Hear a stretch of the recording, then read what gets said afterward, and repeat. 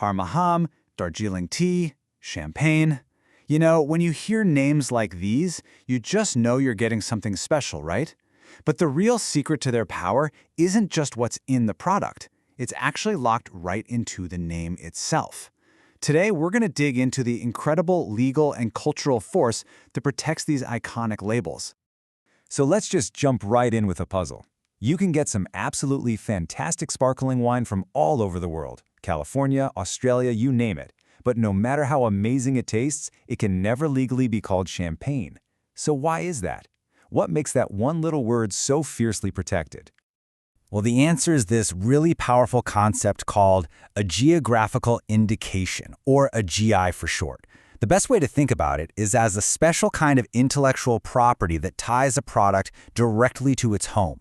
It's basically a guaranteeing that what you're buying has specific qualities and a reputation that come from that one specific place and nowhere else.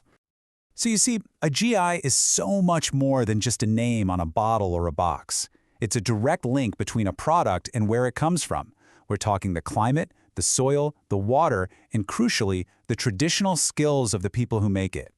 Let's break down how this unique protection really works. Okay, so GIs have some really specific rules.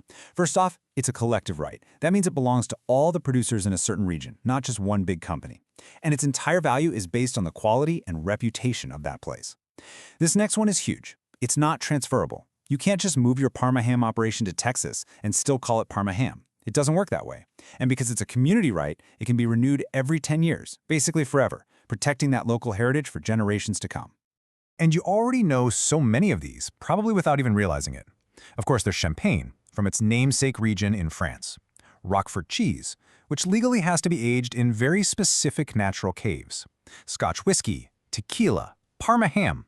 All of these are massive global brands built on the solid foundation of a geographical indication. Right about now, you might be thinking, okay, wait, isn't this just a fancy type of trademark or maybe a patent? It's a super common question, but the answer is a definite no. A GI is its own unique category of intellectual property. Let's look at exactly how different it is. This chart breaks it down perfectly. A patent that protects a brand new invention, like a vaccine formula. It's owned by a person or a company, and it only lasts for 20 years. A trademark that protects a brand's identity, think the Nike swoosh. But a GI, that protects goods that are inseparable from their geography. It's owned by a whole community, and it can be renewed over and over. Here's the key takeaway. Patents protect invention, trademarks protect brands, but GIs protect heritage. And that quote right there, it really hits the nail on the head. At their heart, geographical indications are all about protecting the collective, shared heritage of a community, not the commercial invention of one single company. Okay, so we know what a GI is, but so what? Why does it matter so much? Well, the impact of this little label is actually huge. It touches everything from the price of your cheese to international law and even the survival of ancient crafts. Let's talk money first. The economic benefits are massive. A GI tag is like a powerful shield against fakes and knockoffs. That protection means the real producers can charge a premium price for their authentic product. And that money directly supports the livelihoods of farmers, weavers, and local artisans, giving their hard work the global recognition it absolutely deserves. But it goes way beyond just the money. GIs are like guardians of culture. They give communities a real reason to preserve traditional knowledge. You know, that very specific way a cheese is aged or a complex fabric is woven. This literally safeguards cultural heritage for the future. Oh, and it's a huge driver for tourism. People will travel across the world just to visit the Champagne region or to see where Kanchipuram saris are made, turning local culture into a global destination. Now, to really see just how transformative GIs can be, let's take a look at a country that has truly gone all in on them, India.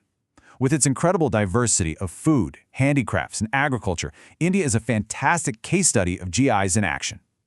India's journey here is really fascinating. Believe it or not, before 1995, there was no specific law for this stuff. But then a global agreement called TRIPS basically required India to create one. So in 1999, Parliament passed the GI Act. And then, in 2004, came the big moment. Darjeeling tea became the very first Indian product to get a GI tag. And that opened the floodgates. And what a flood it was. Fast forward to 2024, and India has registered over 500 geographical indications. Just let that sink in for a second. Over 500. That's one of the highest numbers for any developing nation in the world, and it's a real testament to the country's commitment to protecting its amazing heritage. And the sheer range of products they've protected is just staggering. We're not just talking about agricultural goods like Darjeeling tea and basmati rice. It also includes exquisite handicrafts like Kanchipuram silk saris, and even manufactured goods like the iconic Mysore sandal sup. Every single one of these names tells a story of a place and its people. Now, GIs can also get right into the middle of some really passionate cultural debates.